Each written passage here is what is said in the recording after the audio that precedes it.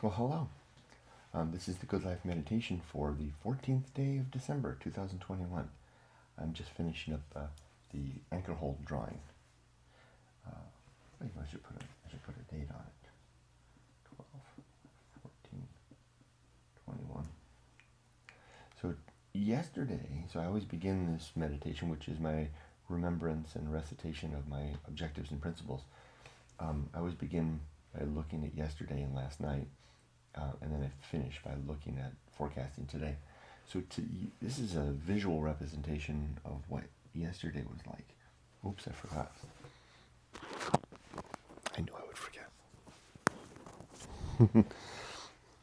This is a visual representation of yesterday upon the Anchorhold.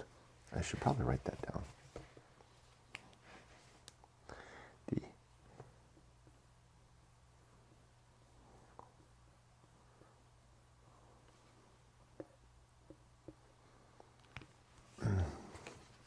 The Anchorhold is my concept of a rock in the middle of the sea that sticks out of the water, where I stand or sit or lie down or bewail or enjoy or whatever's happening in life upon that rock.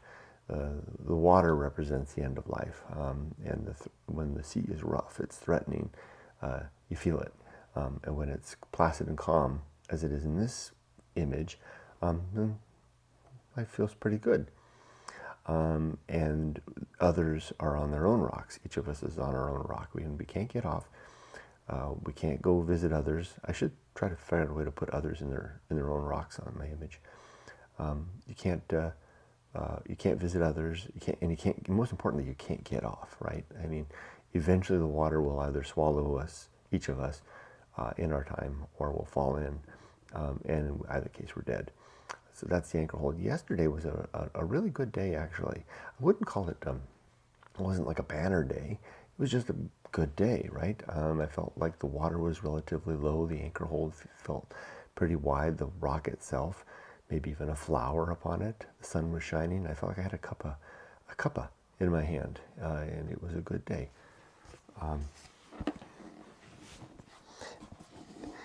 Even though I had a couple of instances where I had to use my principles and objectives to improve the day, they were minor, nothing big. It wasn't an ambush day in any way, and it means, very first world day.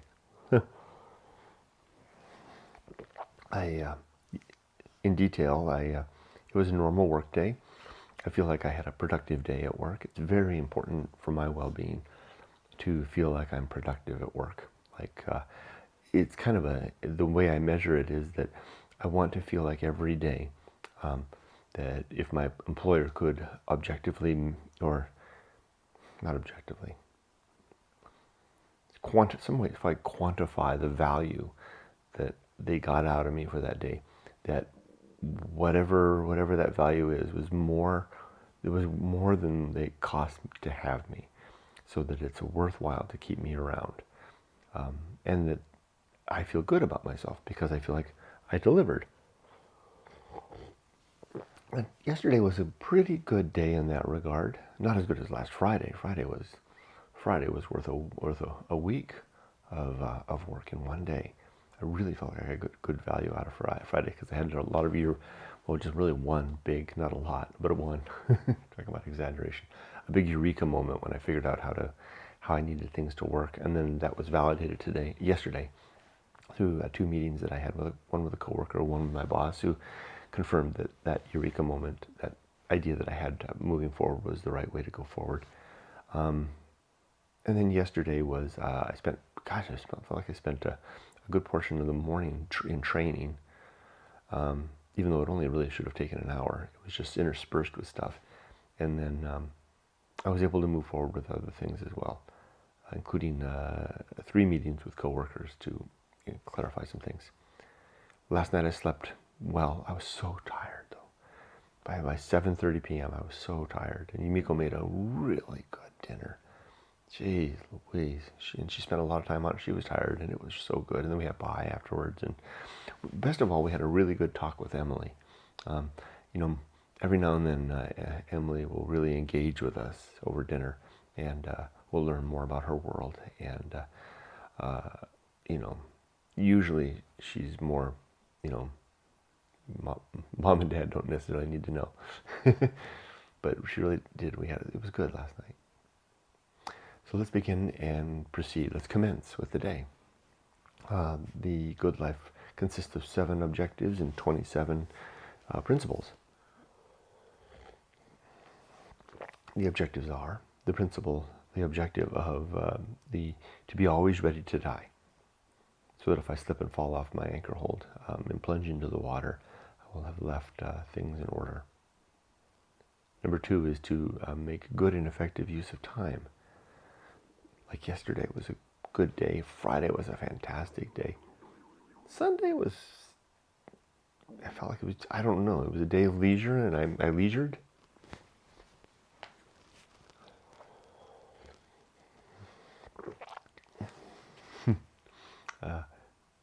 Next is the development and maintenance of good and sound life principles, like what I'm doing right now. After that comes the cultivation of good emotional reactions. Oh, I forgot 2 things. Yesterday, speaking of cultivating good emotional reactions, that's what reminded me. I had a shipment to deliver. Someone had bought some of my books, and if you buy them on the website, then I sign them, and I can ship them off to you. If you buy them on Amazon, then of course they don't get signed. So I had the order all prepared, and after work I went to the post office. I got off work yesterday at 4. I started at 7 a.m. and then got off at 4 p.m. When I got to the post office about 4:15 here in Menifee, they were closed. I thought, oh no! So I've been delaying this particular shipment for quite a while because it happened during the move, and it was it was a full order of books, so not just one book, and I wanted to get the latest one. Never mind, too much detail. Anyway, I was like, oh crap, and I tempered my emotions. Not that it's a big deal, but I did. I was, oh, this is the time. Just cool it, Kurt. Look at options. I had 2 options. One is to wait until tomorrow and try again, or find another post office. Tomorrow trying again wouldn't work because I couldn't get there earlier than 4. I could do it during lunch, but never mind. So I said, I'm going to try another post office. So I found one in Paris, which is another Perris, another city 6 miles away. So I hopped in the car, and Waze told me I could get there in time, and I got there in time, and very nice post office. Really nice people. One of the nicest post offices I've ever seen. And when I got there, the very nice man that was behind the counter told me that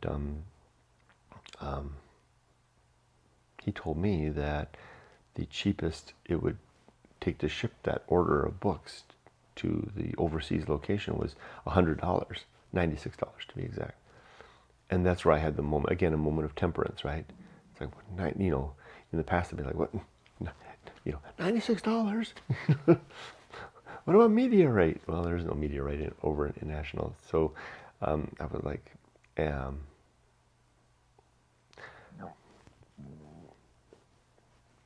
paused. I said, just a second. I thought for a second. I thought my options were, I could go back, ask the customer for more money, or just ship it. And I thought, I kind of weighed the options, and I just said, just ship it. Here we go. Here's my card. Oh, well. And that's what I did. And I was proud of myself that I kept calm.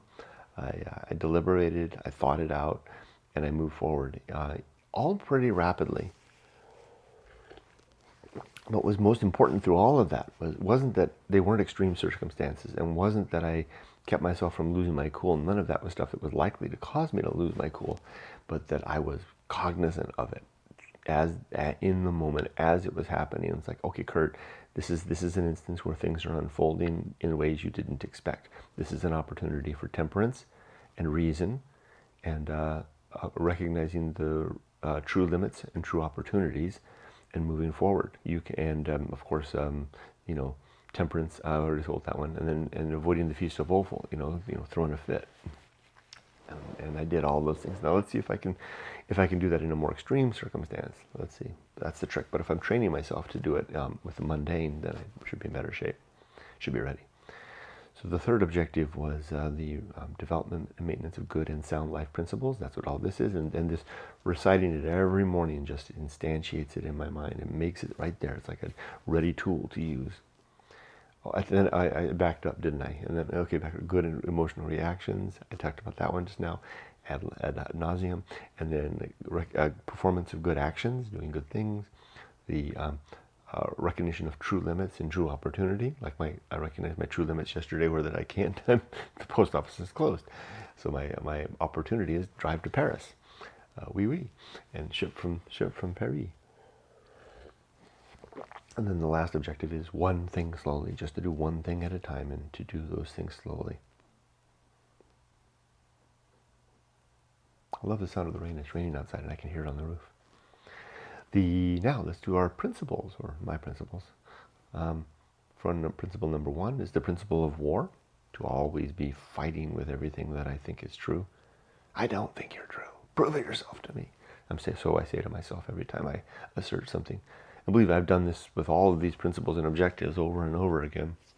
Or reciting them like this is a way of bringing them to mind, is a way to feel out their flaws. Although I don't do it in as much detail as I should sometimes. Number two is the reason, the instrument of that war, and its sub-principles of honesty, objectivity, and doubt. The boy thinks himself a skeptic. Next is the homunculus, the little mortal living upon his Anchorhold, which is the next principle. So in a way you could say that little guy there is the homunculus, and that's his Anchorhold. And he lives a precarious life there. And then the home of good and evil is the catalog of right and wrong. You could almost write it on here. You could almost do that. That's an interesting idea. Imagine some scribbles.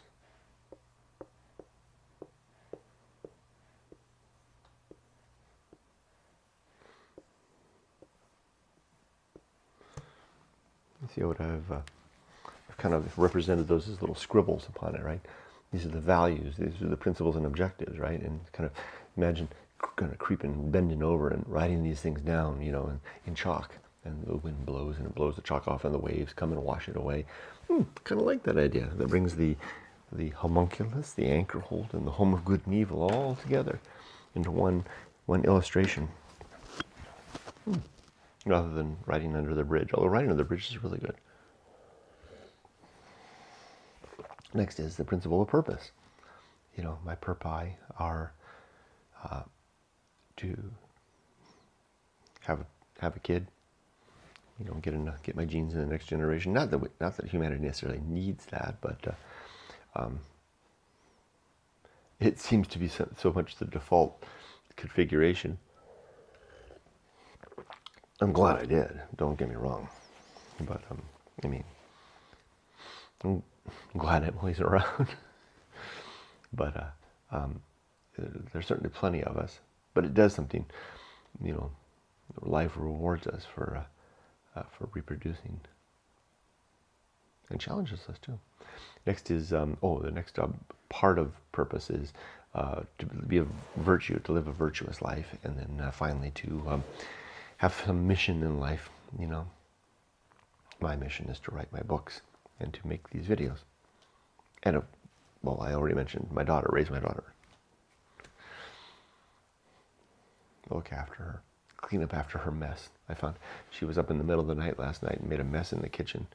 She's quite a night owl these days, and she left a mess. And this is another example of temperance and real limits and real opportunity. I thought, I'm going to have a talk with that girl as I cleaned up her mess in the kitchen and did her dishes.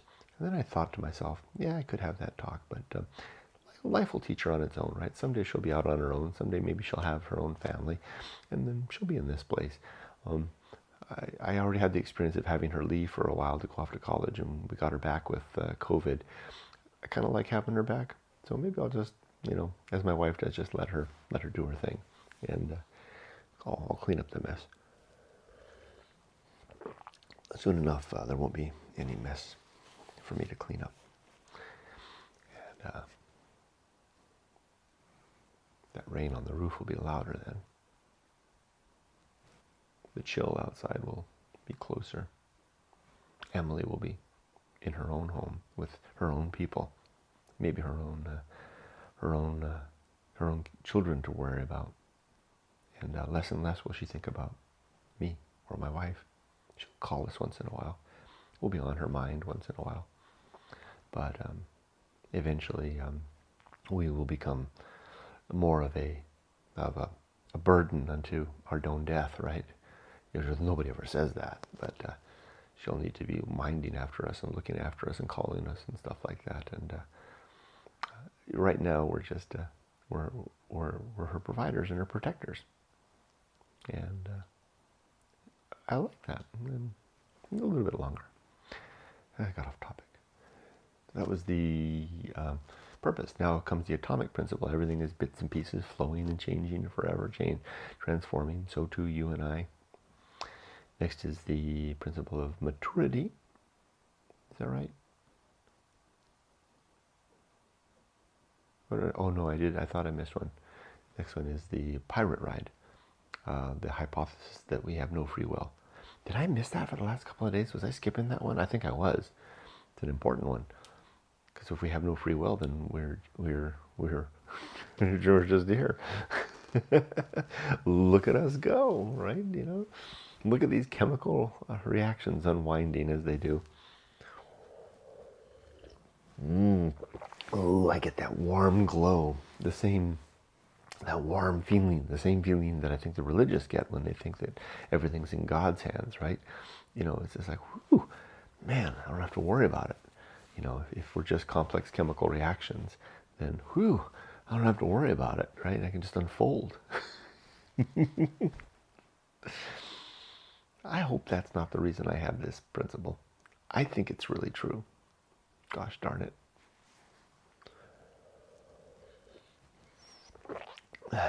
Now there comes the principle of maturity and the sub-principles of wisdom and fortitude. We're mature when we're wise and we remember, and we're strong and we try to avoid repeating our mistakes. Next comes the social principle. We need one another, and our best ends are social ends. And I don't want to gossip. Next comes, God, I can't think of the last time I gossiped. I'm getting good at that. Next is, maybe that's because I don't go into work anymore. That really helps. Humans, when we get together, we do that.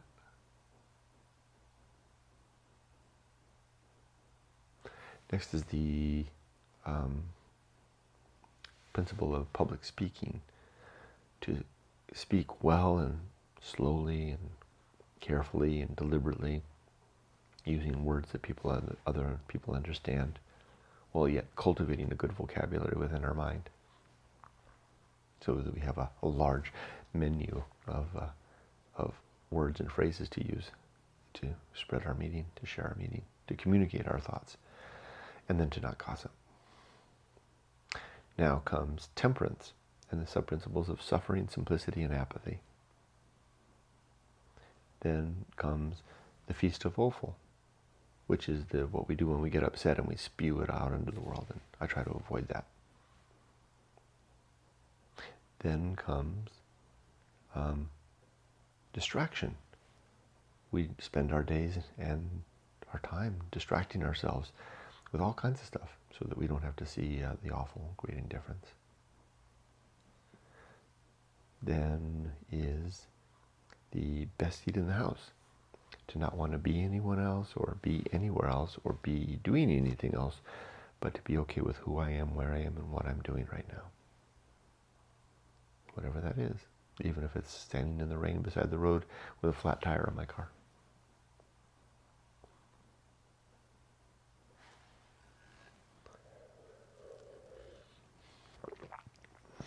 Next is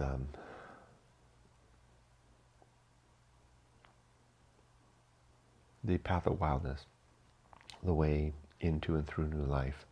It's easy to find the course of a stream, leaves blown in the wind, a beast's track through the brush, and the direction of our first inclination. I think I got it right. Now the next is the risk of avoiding risk, the shallow risks of life, a roof over our heads, a degree on the wall, a spouse in the bed with us, kids running around, money in the bank, and the deep risk. I did what I wanted to do in life. I found myself. I said what I wanted to say. That's the deep one. Can we do both? It's tricky. The deep and the shallow. Sin and damnation. The sins in my life are to be hopeful, to have faith, to be credulous, superstitious, to trust authority, to abide dogma, and to gossip. After sin and damnation comes the great life adventure, a time to make something of our lives that will become the thing we reflect on and becomes the cornerstone of our life, the part of who we are, the thing we make a bumper stick for and put it on the back of our car that proclaims our experience in life. Now the season of philosophy is a time to record what we've learned along the way, whatever is of value that we'd like to impart to the next generation, to leave on a shelf at home, so that when our heirs come to clean up our stuff and to have the estate sale, they'll take those few things away and say, wait a minute, these were grandma, grandpa's, or whoever you are. Let's put that in a box and keep that for future generations. Wow, wouldn't it be awesome if maybe 1 or 2 generations down the line, someone gets to know you?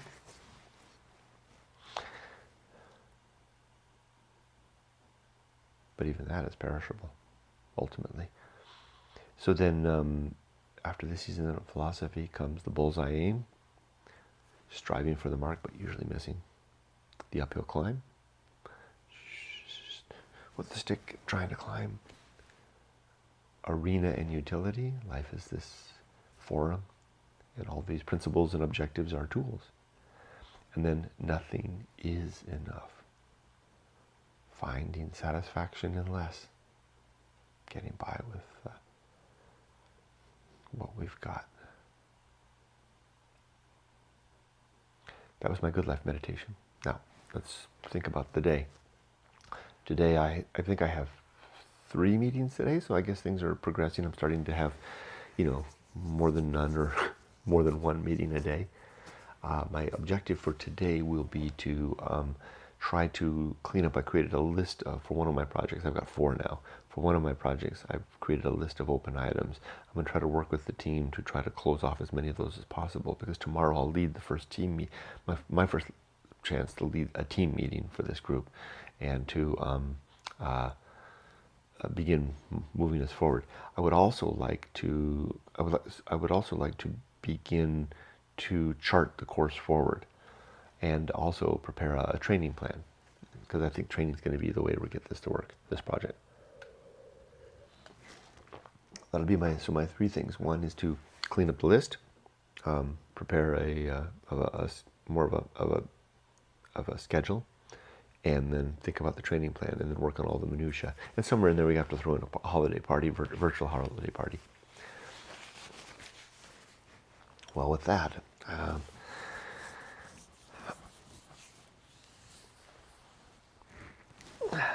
I'll call it a day. Call it a morning. Get started. Call it a day. It's not even 4:30 a.m. I haven't even started. Let's get started. Let's start this day. I wish you all the best. May be safe, but not too safe. Sounds like some benediction. May you be safe, but not too safe. Good. Okay, take care. Bye-bye.